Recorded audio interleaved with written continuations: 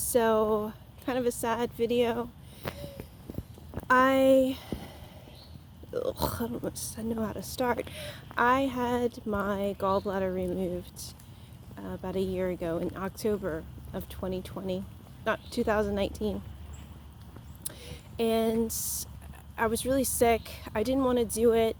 I didn't have all the information. I actually went into shock, and they informed me that I had sludge in my gallbladder. And I was like, is this something I have to do? Because I just really didn't want to do it. I had this weird feeling in my gut, like that it was a bad idea, but I also had a weird feeling that I should do it. So I said, okay, I'm not the expert, you guys are. Do what you think I should do. And they're like, it's so, I was trying to capture the sadness I'm feeling. It's so, safe of a procedure. I mean, people do it all the time. They live normal lives. Nothing to worry about. I did it. I recovered very quickly. There was no more vomiting. But I remember telling the lady, I thought when you have gallbladder problems that you have symptoms for a long time. And she said, usually that's the case, but it can happen this way. So I was like, I've never had any symptoms of gallbladder problems. But anyway, now I don't have a gallbladder. I felt kind of weird about it, but I felt fine. But I did notice a lot of gurgling in my stomach and a lot of extra indigestion that I never had before. So, okay, lo and behold, 1 year later, I'm living my daily life like I always do. And I had a glass of cranberry juice like I always do.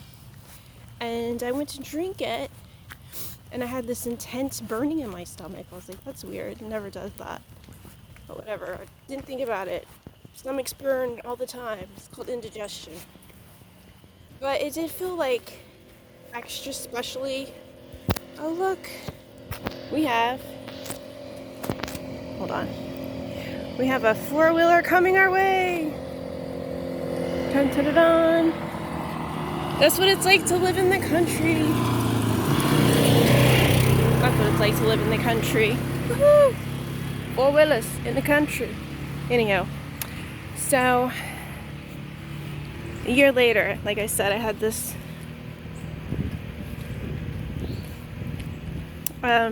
burning in my stomach when I was just having regular cranberry juice. And it happened a couple more times, and I was exercising, my kind of exercising, which is 20 minutes of low impact aerobics. But anyway, I think I was doing moderate that day. I was giving it my all. And I got so nauseated that I just had to lay down. I was like, oh my God, I'm gonna throw up. I've never felt that nauseated, even when my gallbladder was whatever, doing its thing. And I threw up everything from my stomach, and it was just dripping with blood. You want to see some goats? Hold on. Pause for goats. It won't let me here. Let's see if we can do it this way. The little goats. Aren't they pretty? I just love them. Hi, goaties. I guess you can't see them too well. But anyway, I threw up, and it was everything in my stomach emptied, and it was blood, lots of blood. Obviously you could tell it was throw up, but you could also tell that it wasn't just red vomit, because you could literally see the blood, big areas that was just blood, sitting in the vomit was just blood. I was like, oh my God. Okay, so it's COVID peak in Louisiana at this time. And this was October of 2020 that I was throwing up the blood. I guess I'm just ugly. I keep trying to make it better, but I just can't. This is what I look like. Anyway, So it was like peak COVID in our community in the hospitals, and no one was like going to the ER. So I called my doctor that did my gallbladder surgery, and I said, should I go to the ER? She said, don't go to the ER. If you vomit again, go to the ER. If you don't go to the ER, because it could literally just be like H. pylori infection, and come see me Monday morning. If you get a fever or anything changes between now and then, you're gonna have to go to the ER. And I was like, okay, I'll do what you say. So I took a picture of everything that I threw up and went to the doctor. And she was like, let me schedule you a procedure. I was like, okay. So you have to get tested, but you have to test you first for COVID, and that takes a week to get the results. They won't let you just go to a clinic that takes 1 or 2 days, because I said I would do that. So I was like, okay.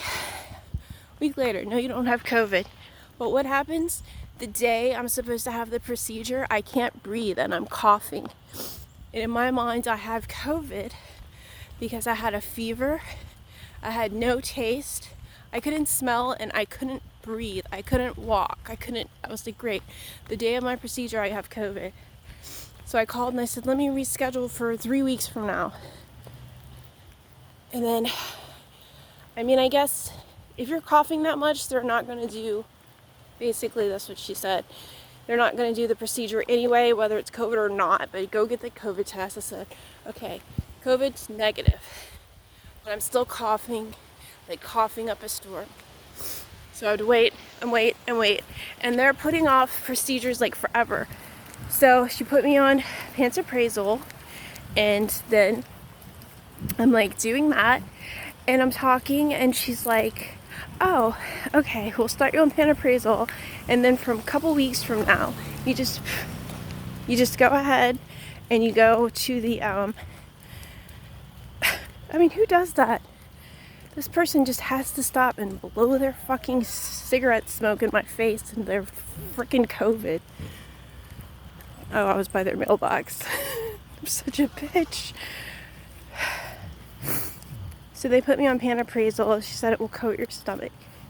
So the burning did stop and the nausea did stop. Sorry, this is where I'm getting sad. And I started feeling like 100% better. And I saw a doctor and they were like, you probably don't have to still have that procedure or whatever it was, like a Heisman tear or an ulceration. It's most likely healed now. You've been on pantoprazole for 3 months and you don't have the burning or the nausea. And I was like, well, I just want to do the test anyway, just because I keep worrying about it. So I did the test, and lo and behold, they found areas of redness, and they're like, had to biopsy it. And they're like, we don't know what it is. Don't worry. They were like, cancer does present this way, but so does gastritis. And I was like, yeah, but why would I have gastritis after 3 months of medicine? They're like, we don't know yet. You just have to wait. And I know that it's something bad because my hair has been falling out for a year. This big gap. It's just like patches of hair falling out, and I've been really tired. And I just know that it's something bad. But now I have to wait 2 weeks, and I'm not going to be able to handle having cancer right now. But if this has happened to anybody, just let me know, because you can't, it's like so hard to get real answers from doctors. They just kind of push you in and like push you right back out. And like if you try to talk, they're like, don't let you. I mean, you can, but you just like don't have a lot of control and you can't get answers. And maybe it's because I'm wanting to feel better and they can't offer me an answer like that. But anyway,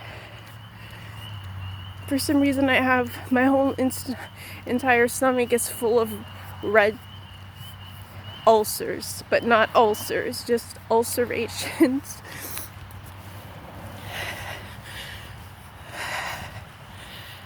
So If anybody knows anything, I would love some advice, but probably aren't even watching this video because it's about as, sorry, I don't want to be negative, and that's about my luck right now. Alright, thank you guys.